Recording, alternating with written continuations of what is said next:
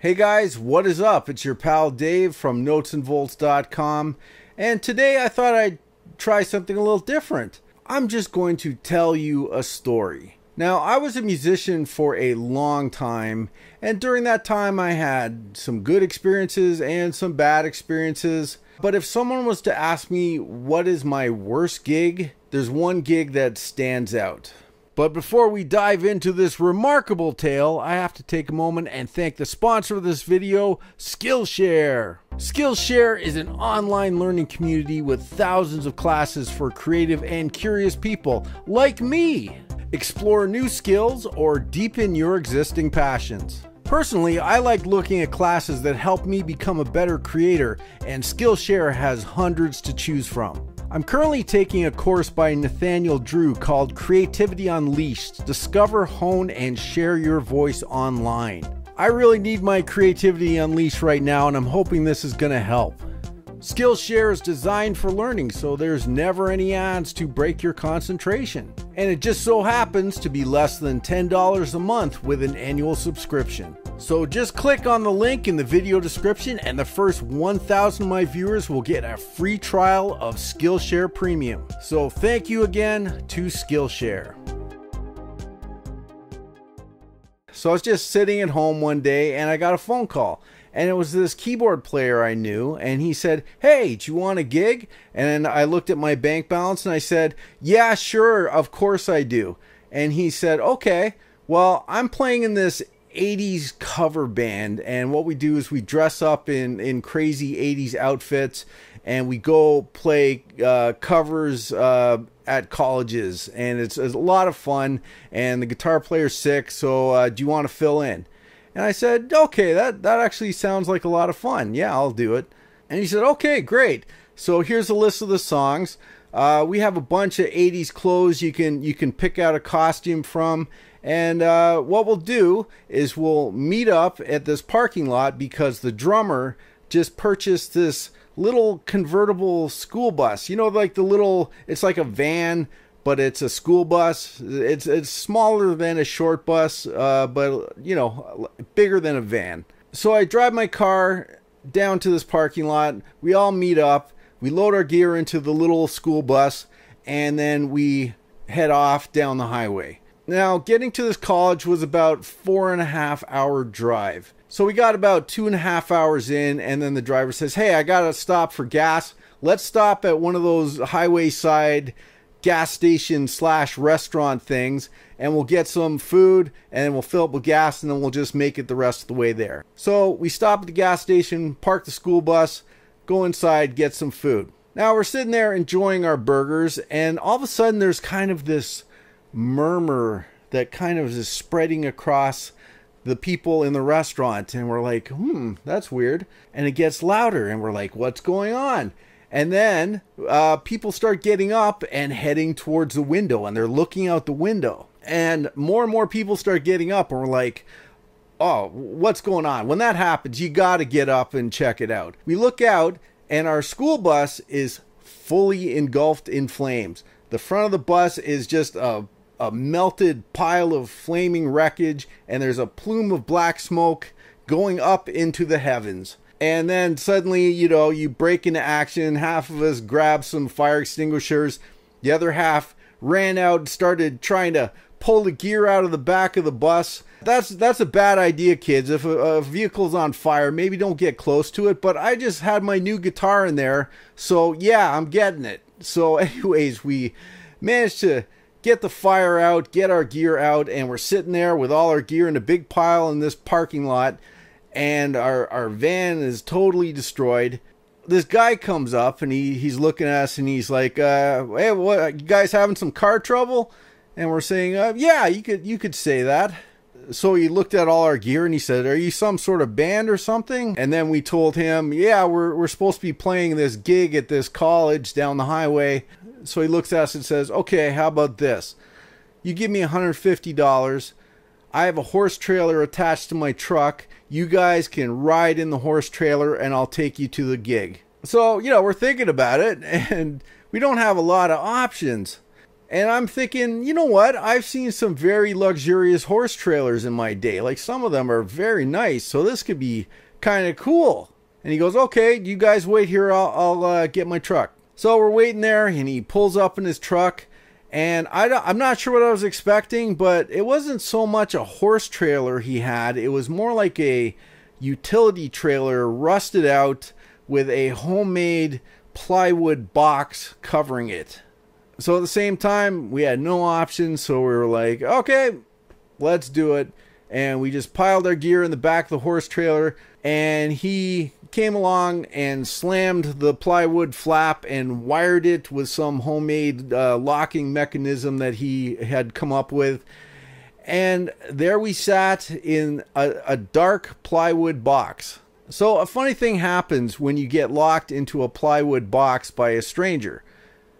Your mind starts to wander, and you start thinking about all those safety lessons you had in school where they're like, hey, don't get in strangers' cars, okay? It's very dangerous. And you start thinking, have we just met a serial killer? Are we going to wind up at the show? Or are we going to open the doors and we'll be at his secluded murder farm? The first thing we noticed was there was quite an odor in this trailer from whatever was being transported in there previously. And the second thing we noticed was that the suspension in this trailer was not how you would say existent. And every time we would hit a bump, we'd jump about like a couple inches off the floor and then crash back down. Not comfortable in any way. But there's no way to tell the guy, there's no way to stop, we're just going. So we've got about a 2-hour ride in this dark, smelly, bumpy, uncomfortable trailer, and that's the way it was going to be. So finally, after what seemed like an eternity, we feel the trailer slowing down. The plywood flap opens, and we look out, and lo and behold, we're at the venue. So we stumble out of this horse trailer. We've got straw in our hair. We're very disheveled. We're very disoriented. But we're at the show. So we pay the guy. We thank him very much. And he goes on his way. Before he leaves, he hands the drummer a business card. Said, yeah, here's my business card. I don't know why he gave it to him, but there you go. We had his business card. In case we ever needed a petting zoo or set up somewhere, he could probably set us up. So we walk into the venue, and it is very nice. It's like a big student center. They got a big stage, like a full bar, lights, good sound system. We're like, hey, this day's actually looking up. It didn't start well, but hey, it might finish on a high note. So this lady comes out, and I guess she's the booking agent for the venue. And she's like, oh, you're the band. And we're like, yes, we're the band. And we told her kind of our story getting there. And she's like, oh, that's really something. But anyways, come on inside and get set up and we'll get going. So we get all our gear, go inside and set up the stage, and then put on our 80s costumes that were just ridiculous. Like they were kind of the worst cliches of the 80s. I think I was wearing some red parachute pants with like a red mesh tank top and a kind of big shoulder padded blazer. So we get all set up and we say, okay, we're ready to go. What time do you open the doors? What time do people get here? And she says, oh, well, usually this place would be packed by now, but yesterday was the final exam for the semester. So pretty much everybody's gone home, so I don't really know if anyone's going to show up tonight. But you might as well just get started. Just get started and we'll see what happens. So we get up on stage in our 80s finery, and we start out of what we played, probably like Summer of '69 or something, and there was nobody in the club.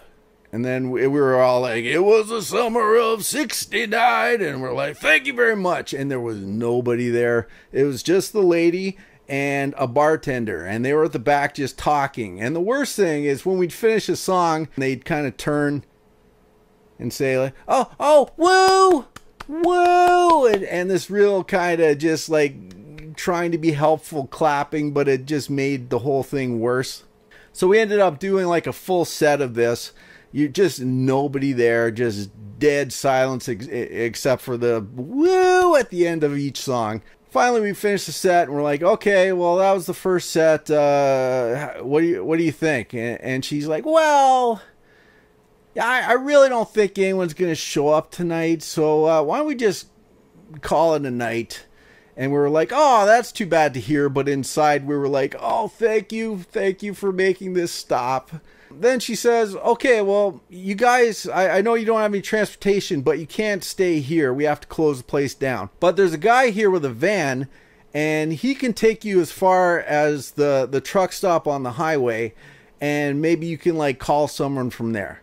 And we're just like, okay, you know, we have no options at this point. So we're just like, yeah, sure, whatever you can do. And then the kicker was, she said, but the guy has to leave in 10 minutes. So we're just like, make him wait. And then we start just tearing the stage apart. I have never torn down a stage that fast in my life.